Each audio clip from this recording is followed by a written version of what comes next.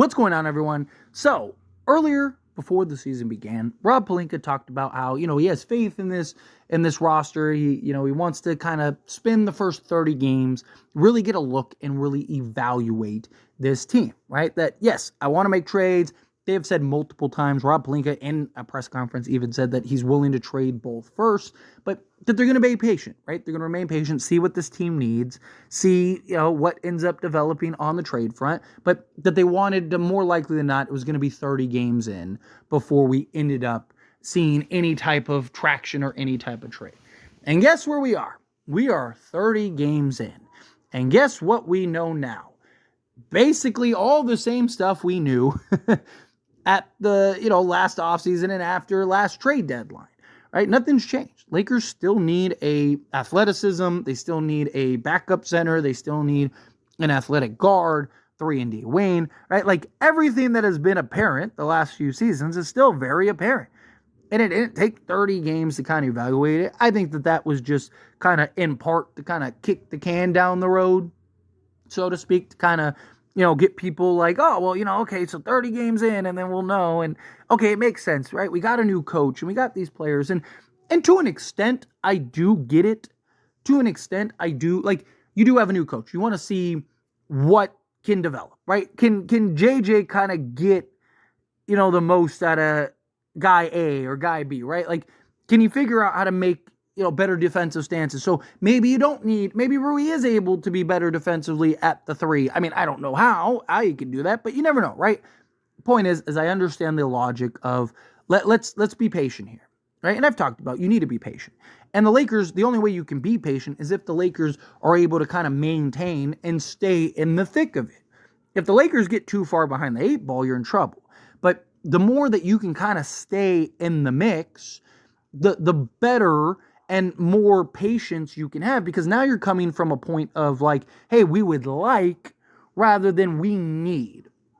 And the Lakers also benefit that there's no juggernaut in the NBA, right? There's not the team that is just so good, so unbeatable, that it's just like, unless you're going to make this like huge swing. Like, Lakers have a chance, in my opinion, against every team in the Western Conference, right? Maybe outside of Denver, because Lakers just cannot seem to beat Denver. Now, again, that doesn't mean that I think that they're contenders. That doesn't mean that I think that they wouldn't lose in the first round, right? Just because they have a good chance of beating teams doesn't mean that they actually will. And that doesn't mean that those teams don't have a good chance of beating the Lakers. It just means that the Lakers are, I believe, in the mix. They're a good team, not a great team. And unless they can pull off a significant trade to really put them ahead, you got to remain patient. But again, where are the Lakers as far as the thick of it? Well, right now, Lakers are the 6th seed at the time of recording this video. Obviously, it changes every day, every minute, every moment, right? But right now, Lakers are the 6th seed at 17-13. So they're 4 games over 500. They are tied for the 5th seed with Denver and the Clippers, right? That's primarily because Denver has played 2 fewer games than the Lakers and the Clippers. But you look at the Phoenix Suns and the Timberwolves, some of these other teams. Lakers are only like 2 games out of being out of the play-in entirely, right? So the Lakers aren't so far ahead that, if they go on any type of skid, it'll be fine. They can still weather. No, they're in the thick of it. They are in the mix.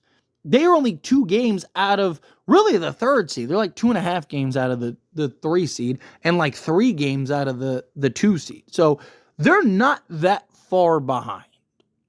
However, this could easily go the other way quickly. One significant, 3-game losing streak, and the Lakers are right back into it. Right back at the bottom of the seedings, right back into the 10th seed, right back into... So Lakers they got to pull something off.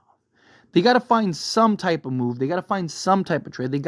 Something needs to happen here. And, you look at their last few games, right? They've won 5 out of the last 7, which is good, right? They got the Blazers game. They lost to the Timberwolves, beat the Grizzlies, Kings, lost to the Pistons, which I'm still furious about. They should have won that, and then beat the Warriors, right? So their 2 losses have been the Timberwolves and the Pistons in their last 7. Okay, that's good, right? Well, now you got the Kings coming up again, who You beat them 3 times. Can you beat them a 4th? Possibly, sure. You've beaten them 3 straight times, but I don't think that they're just going to lay down. And then you got the Cavs to round out December, which isn't going to be tough. Lakers need to find something. They need to find a trade.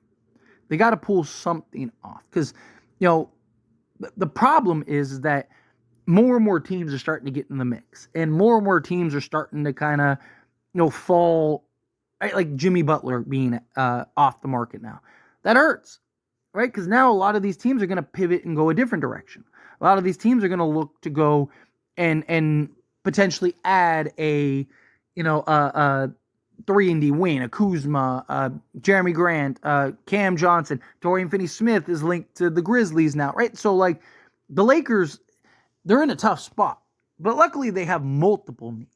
So, to me, it's can you go and get, a Bruce Brown and a Robert Williams or something like that, right? At least you got the first steps. And then if you can kind of figure out that 3-and-D wing. Or, maybe you're kind of piecing it together with lesser guys, like a Torrey Craig or, a Cody Martin or Chris Dort or, something like that, right? Can you kind of make the big splash for that center and that guard and then kind of allocate the money to the wing help if that develops, if one even does develop, which is the problem. Because the Lakers they can't stand pat. And in all honesty, it might take this trade deadline and the offseason to get back to contention, right? It might take the Lakers getting, let's just say Kyle Kuzma, let's just say the Wizards trade, right? Say Kyle Kuzma, Malcolm Brogdon, and Jonas Valanciunas, right? Cool. That could be the thing. That would make us better. That could maybe get us close. But you might have to go and get that other piece. Malcolm Brogdon, he's just not it as far as the starting, but as your backup would be better. And, you get some flexibility because he's not going to make $22.5 million next year. Maybe you get him at, 10 or 11 million, right? So you got that. And then, LeBron can take a discount. So maybe you go and whatever, maybe a Kyrie becomes available or something. And now that's the piece that you needed to get over the top, right? It very well could take now and the offseason to really kind of figure this out and get this done and get the Lakers over the top, which is a concern, right? Because the problem is there's not that trade on the market. There's not that move that you look at and go, man, that's the piece. But in the same breath, you never know, right? Again, Jonas Valanciunas, Malcolm Brogdon, and Kyle Kuzma are not my favorite trade. It's not the most ideal trade. Does it make us better? Absolutely. Does it make us a top contending team? That I don't know. But what if Kyle Kuzma does, because now he's playing alongside LeBron James and Anthony Davis, and he's comfortable, and he's not the number one guy. What if he does shoot 38% from 3 or something, especially because he's taking most of his shots in the corners where he's as high as 41, 42%. I think it's on the strong side corner, right? And Malcolm Brogdon, what if he is ideally that physical, sizable guard that you can pair next to Austin Reeves, and he is excellent in the point of attack, and he's shooting 40% from 3, which he's a career 39% three-point shooter, and he's shooting, 40% on whatever, 5-6 attempts, and, the defense, we're top 3 to 5 defense, and we were just number 1 during a 7-game stretch with Austin Reeves, D'Angelo Russell, and Rui Hachimura, right? What if we are a top 5 offense, a top 5 defense? Now you are a contender, right? And you get to the playoffs, trust LeBron James, Anthony Davis. Again, I'm not saying that will happen, but you never know, right? Did anyone really think that Daniel Gafford at PJ Washington was going to be the thing that pushed Dallas over the top when they were looking like they might miss the play-in again? And there were genuine conversations and reports about, can Kyrie and Luka really coexist, and can Luka even play with another star, and this, that, and the other. And then they made 2 moves for not even high-end guys, just Daniel Gafford, solid backup, right? PJ Washington, yeah, he's a guy, he's good, but he's not a top guy or anything like that. How much better are they going to be? And it was everything they needed. Next thing you look up and they're in the NBA Finals. All right, so don't underestimate the value of a key trade or, acquiring the right piece or two. A lot can change. A lot can be solved via a trade. But you got to get LeBron James and Anthony Davis help. You got to get these two guys something, right? And the Lakers, according to reports from Shams, know that like they want to kind of that last go, that last hurrah. Great, beautiful. I love that. You should be willing to kind of do the last hurrah to save and help LeBron James and Anthony Davis. But you got to find the right trades. You got to find the right moves. You're in a tough spot. Like it's frustrating. It's very tough. The situation that the Lakers are in, and they need so many things, and it's just like, are they going to be able to find it? Is the question. I hope so. Right? I don't think it's unfathomable, but you got to get these guys help. That or you got to trade them. One of the two. Figure it out one way or another. Either you trade them or you build or you get the pieces in and you kind of push chips in here. But pick a lane, pick a direction. Anyway, as always, this is a discussion. Pass question to you. Let me know your thoughts and opinions down in the comments below. What do you think? How do you feel? What are your thoughts? Do you agree with my points? Do you disagree with my points? Do you think, yes, you have to go and make a move? You got to get something. You got to make some trade and then just kind of trust the process from there. Do you think, no, absolutely not? None of these moves are the right moves.